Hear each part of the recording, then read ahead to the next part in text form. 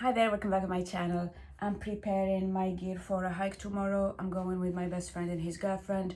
It's going to be about 21 kilometers and I'm just setting up my pack. This is my little pack. It's a day bag because I set it differently when it's just hiking somewhere in the home counties around London.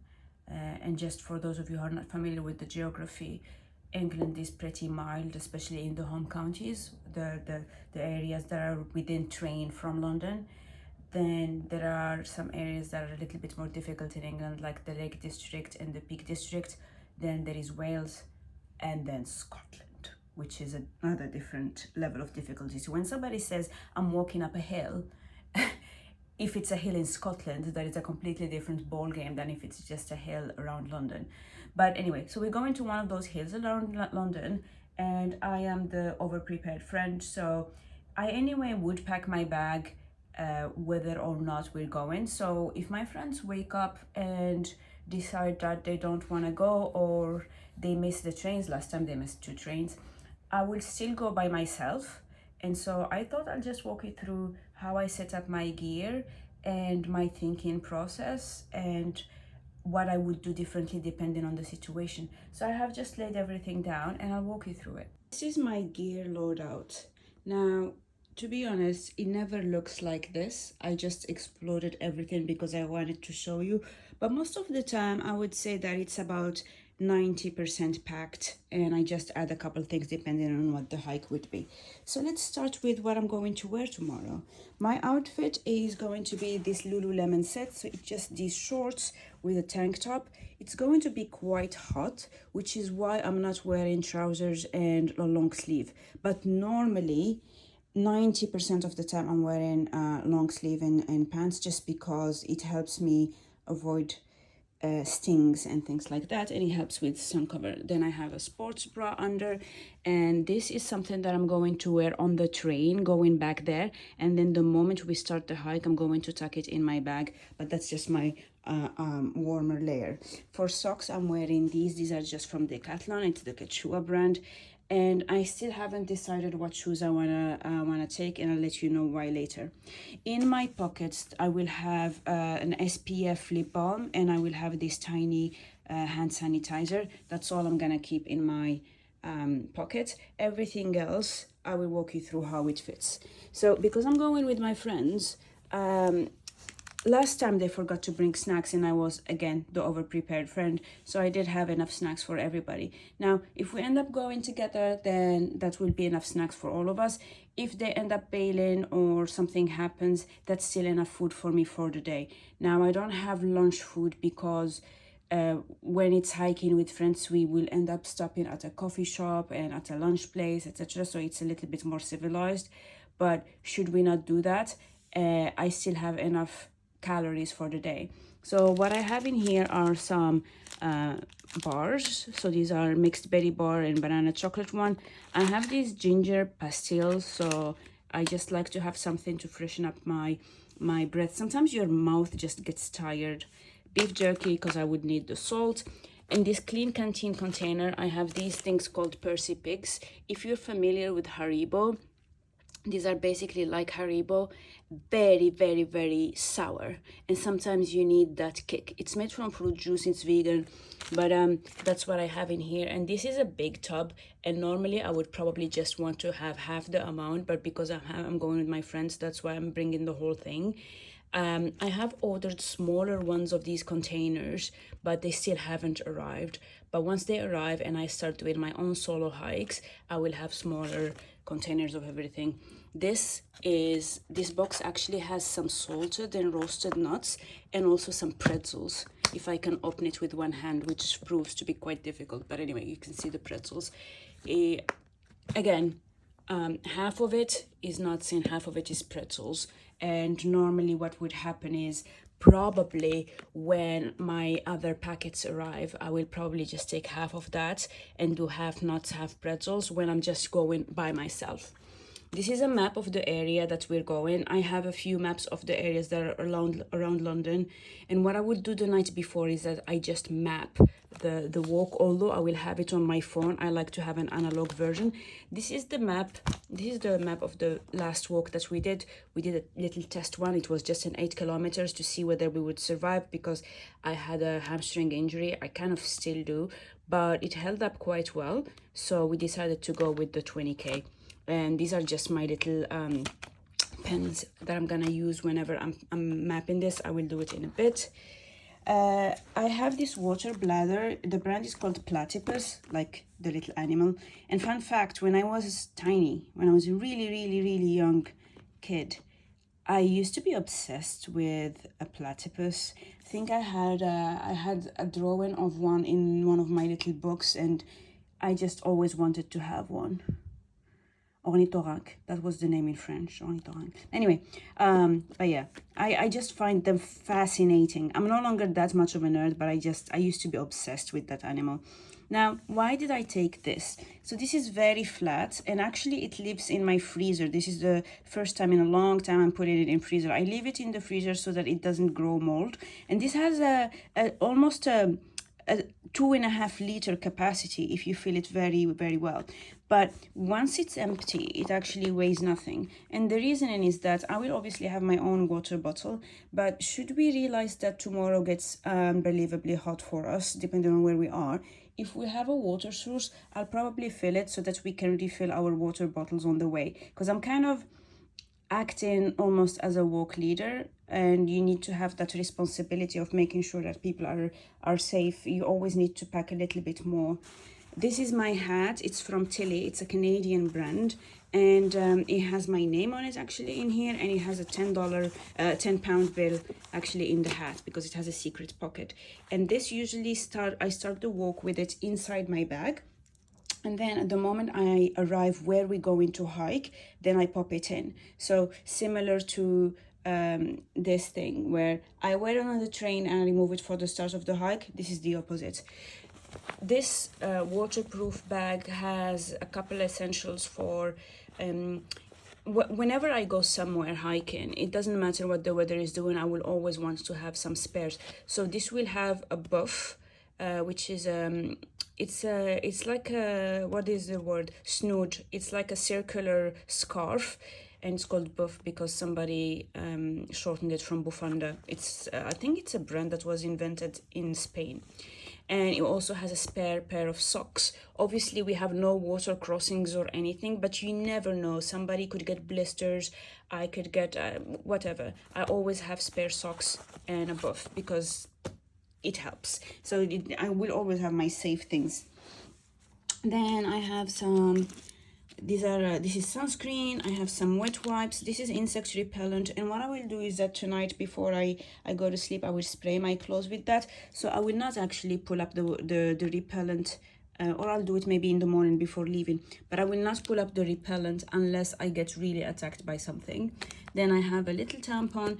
I got this tip from, I took a navigation course, and somebody said you should always have feminine hygiene on you because it also helps with stopping bleeds. He had lots of tampons and he had pads, but I just decided to bring one thing. Plus somebody might need it if I run into someone who needs something like that. But it was just mind-blowing because I know we're not teenagers, but we were all giggling when he pulled all his fem hygiene things from his he had a massive medical kit. Mine is very tiny, but his was like this size. Anyway, another £10 bill, some Kleenex. This is a lightweight rain jacket. Normally, if I'm hiking somewhere proper, like the Lake District or Scotland or something, I have an actual Gore-Tex, really solid jacket.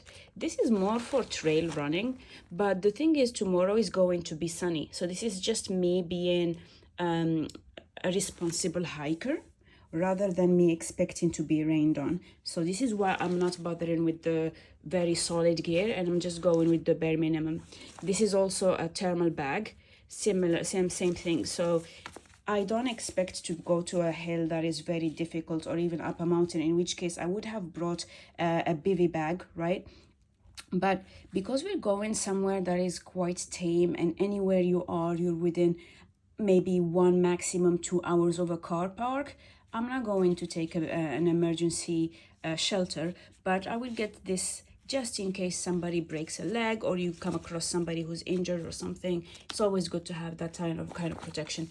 This is electronics. What it has is a power bank, a very solid power bank, like proper. I've dropped it a couple times and it's really good. And then it has various cables. Ideally, what I'd like to do is to just get a cable that has multiple heads, or in a few years just end up not needing multiple heads. But for now, I just couldn't be bothered to change it, and it's just a few grams, and I'm not really counting grams. This is also a waterproof bag, by the way, just to make sure. These are just some dog poo packs that I keep if I have to bring some trash. Let's say if I use a wet wipe. This never gets used, but I just keep it. Like you can see, it's pristine, but it's better to have it and not use it than actually need it. This is a sit pad. Now, I would always have a sit pad because that's how I take my breaks. Now, because I'm going with my friends, I would probably not need it because they usually like to sit in coffee places, etc. But you never know. My sunglasses, I'm not taking the bag. I will show you how I set it up when I set my what's it called, my backpack. And then this is my warm layer. Now, for warm layer, again, if I were hiking somewhere proper, I would have gotten actually a full down jacket that actually folds very small, that I have in there, and that actually is always in my hiking kit.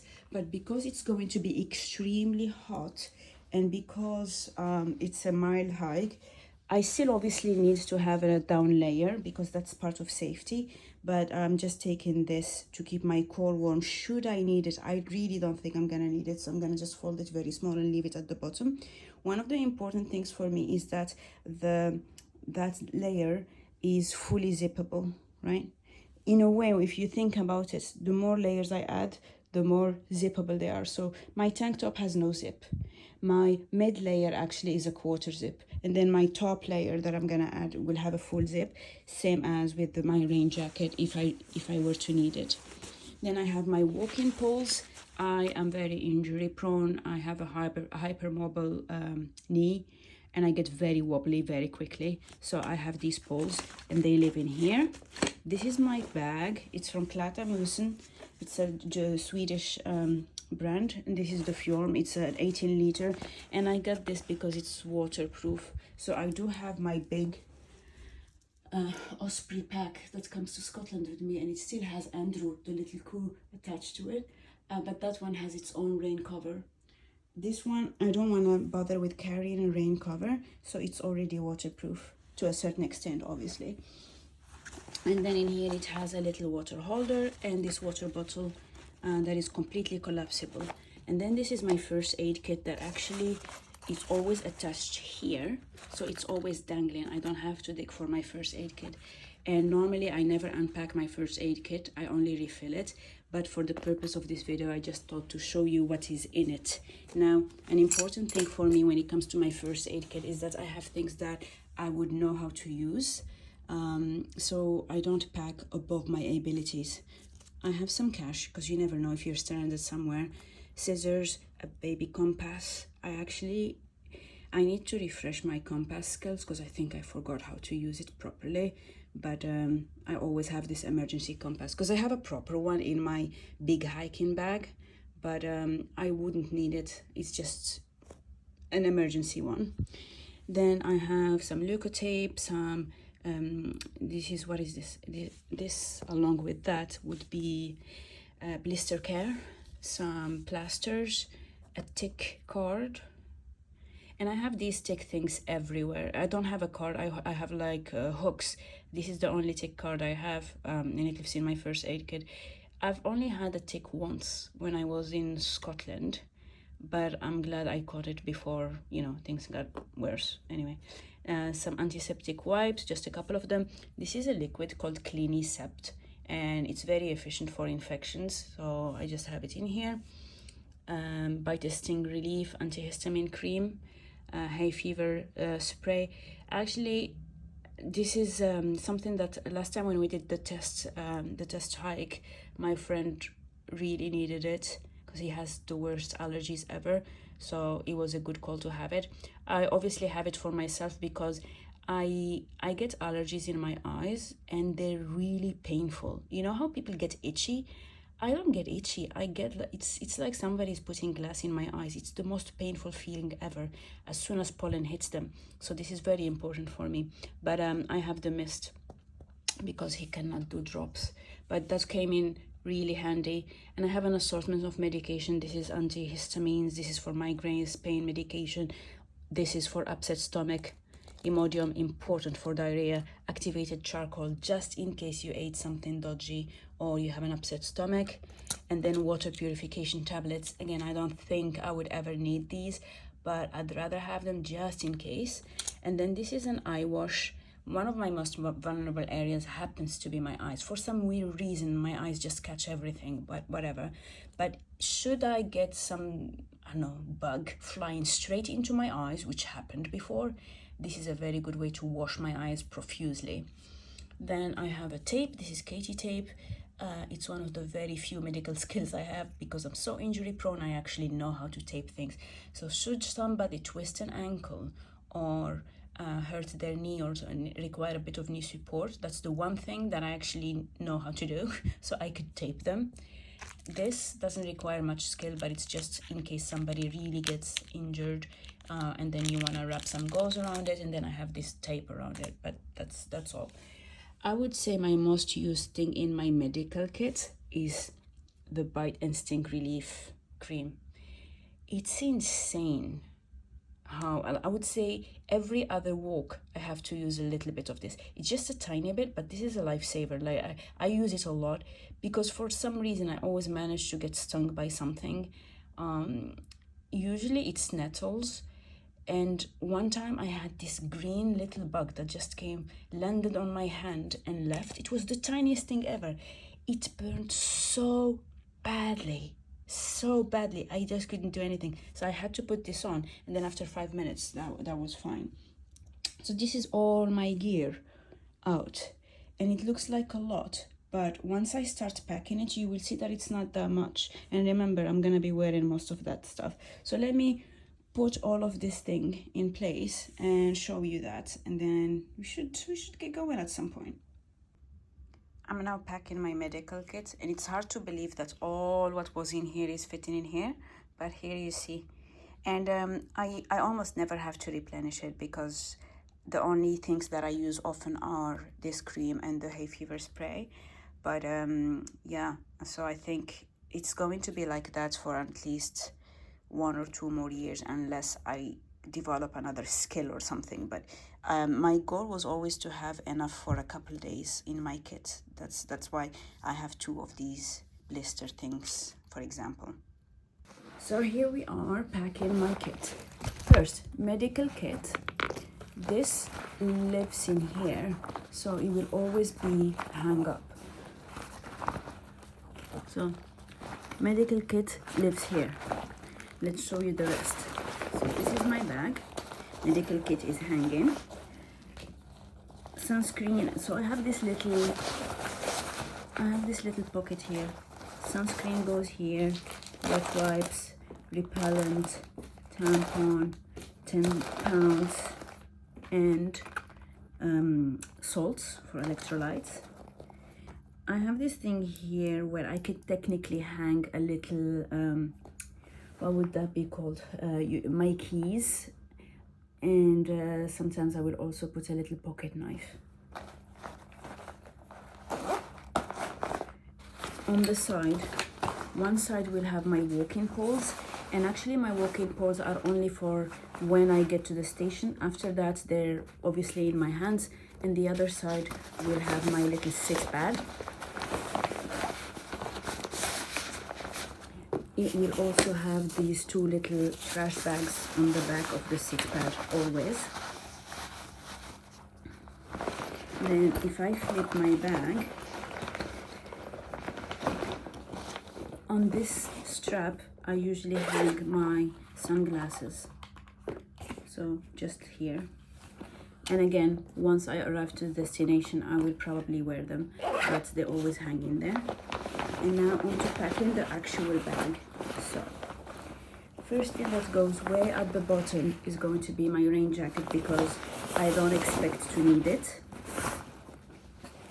Then after that, I will roll my warm layer, and it will also be somewhere in the bottom, which actually also makes it very soft landing for my other stuff.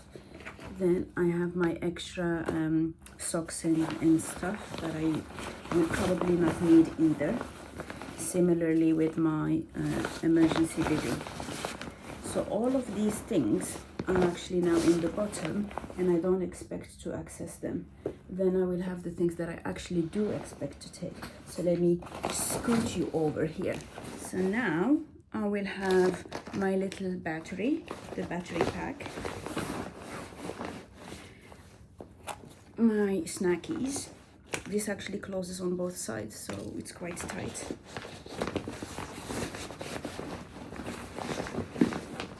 And like I said, if I were going alone, my snack box would be a little bit smaller, but at the same time, I'm not that fussed about weight. I mean, as you can see, this is metal. I'm not that fussed about weight. There was a period where I was trying to minimize weight at any cost, but then I also reached a point where I was thinking, you know what?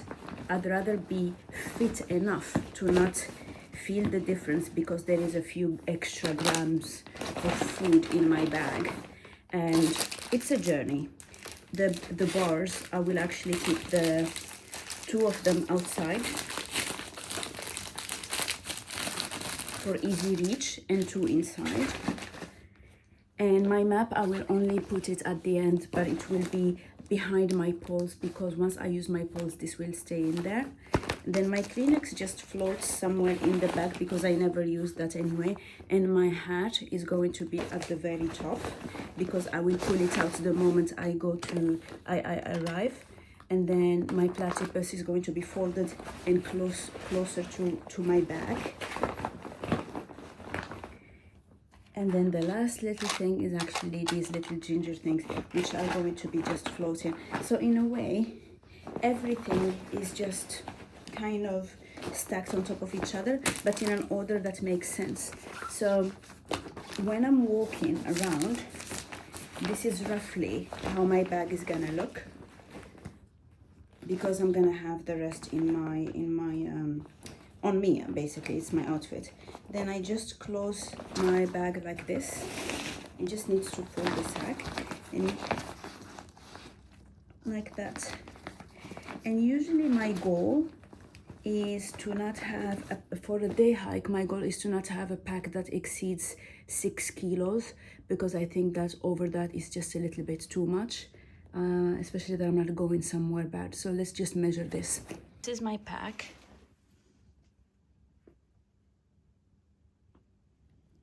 It's 3.2 kilos. Now, obviously I will add at least a liter of water here, and so it will be about 4 kilos, and that's about a decent weight for me. Now, I said that the weight shouldn't be a factor because, you know, you want to be strong enough, but obviously there is a limit to that. So for instance, the test walk that we did when we did the 8 kilometers is something over lots of mini hills and steps. It's called Box Hill. And I've done that last year. And I remember when I did it last year, it was very difficult. But it's also because I had this massive pack and it was filled to the brim. This time I did it, and although I was injured, I actually ended up feeling that it was less difficult. And I wouldn't say that it's because I got significantly more fit, because as I said, I did it while having an injury. But I think a big part of it was just that my pack was lighter, because now I know exactly what I need and what I don't need. And also, as we progress during the day, my friends will be eating some of the snacks, so I'll come back lighter than I went.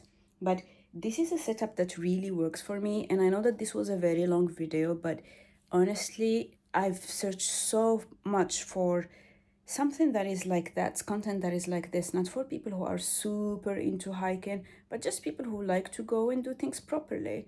And I feel that I wish I had a video like this when I just started hiking, because I kind of built that whole thing with a lot of trial and error, but I'm very happy with my setup. So my pack is gonna stay like this. I'm gonna just paint do the little route mapping and wear this tomorrow, and then stick my little walking poles. Let me now talk you briefly about my shoe choices, and that will be it. For shoes, I have actually two options. I know that some people typically also use trainers, but I don't do that because I like to have ankle support.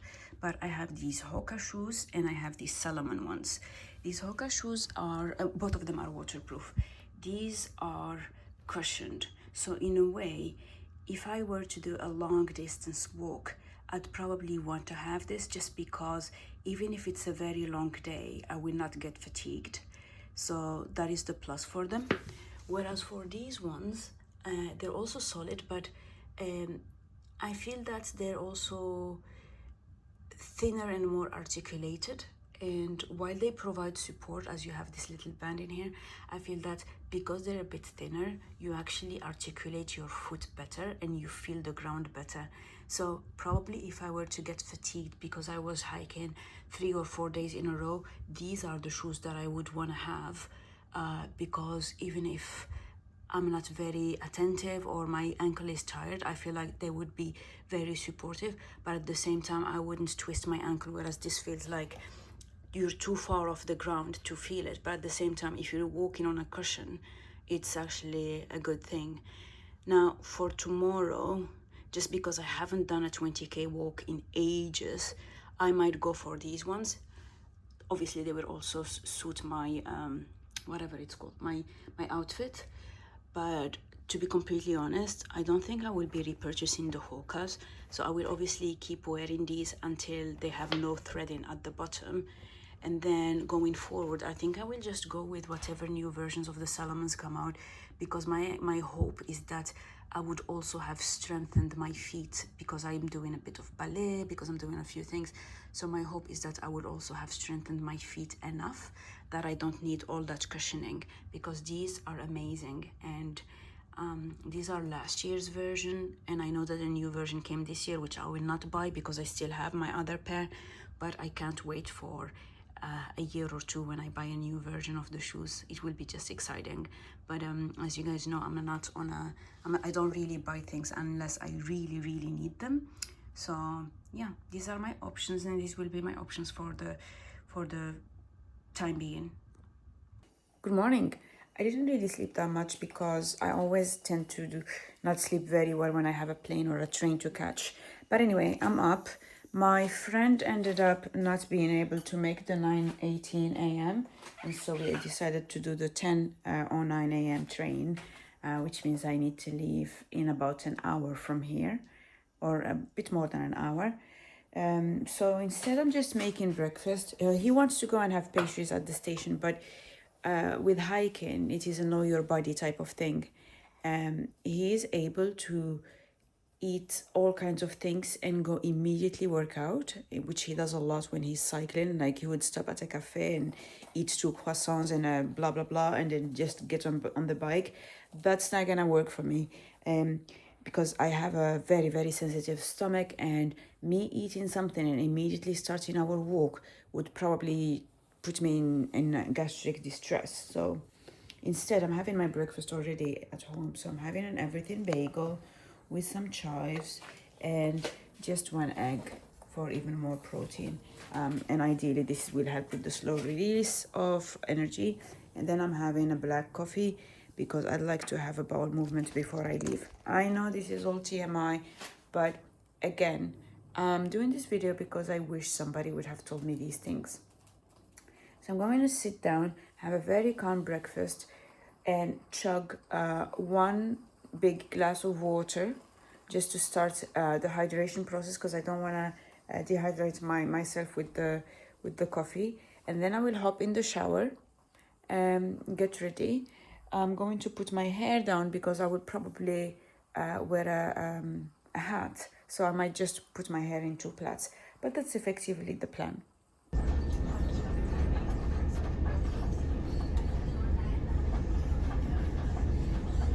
I have just returned from my hike. this is what I looked like. I'm not gonna be on my carpet for too long because, you know, but this was my outfit. I ended up not taking this off because it was hot and cold. Ended up being just the right temperature. This is my pack. We ended up eating most of the snacks that I brought, but we still ended up going to a pub and to a cafe and a shop. So I think I've had enough tea to last me a lifetime. But anyway, so yeah, I don't think I'm gonna edit the video today, which means I will probably just skip this Sunday's video and I will post this next week. But it was a lovely hike. We ended up doing 21 kilometers. My hamstring only hurt in the last final 2 kilometers, which is already quite an improvement because in the last hike it hurt already as of kilometer 3. So we're getting somewhere.